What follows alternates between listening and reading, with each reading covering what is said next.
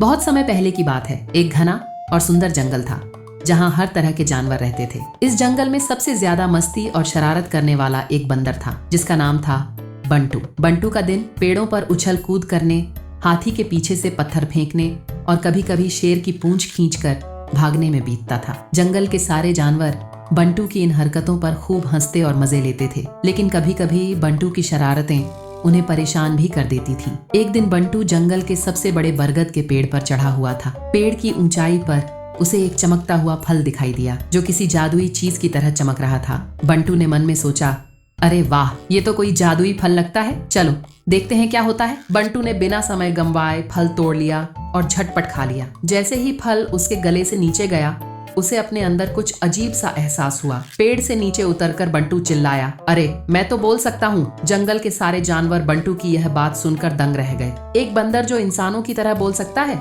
ये कैसे हो सकता है? बंटू की नई शक्ति ने पूरे जंगल में हंगामा मचा दिया। बंटू ने शेर से कहा, अरे शेर भाई, आप इतने गुस्से में क्यों रहते हो? कभी हंस भी लिया करो। फिर हाथी से बोला, हाथी भैया, अगर आप थोड़ा दौड़ने लगो तो पतले हो जाओगे। बंटू की बातों पर सारे जानवर जोर जोर से हंसने लगे। धीरे धीरे बंटू जंगल में मशहूर हो गया। अब सब उसकी बातें सुनना चाहते थे। और तो और बंटू ने जानवरों को मना लिया कि वह जंगल का राजा बनने लायक है। जब सब कुछ ठीक चल रहा था, तभी एक दिन जंगल में एक शिकारी आ गया। वह पेड़ों के पीछे छिपकर जानवरों का शिकार करने की योजना बना रहा था। जंगल के सभी जानवर डर गए थे, लेकिन तभी बंटू सामने आया और शिकारी से बोला, अरे भैया, आप यहाँ क्यों आए हैं? जंगल का कानून तोड़ना अच्छी बात नहीं है। शिकारी बंटू को इंसानों की तरह बोलते देख इतना हैरान हुआ कि उसने अपनी बंदूक हाथ से गिरा दी और तुरंत भाग खड़ा हुआ। बंटू की समझदारी और मजाक ने पूरे जंगल को मुसीबत से बचा लिया। सभी जानवरों ने मिलकर बंटू को जंगल का नया राजा बना दिया। समझदारी और मजाक का सही इस्तेमाल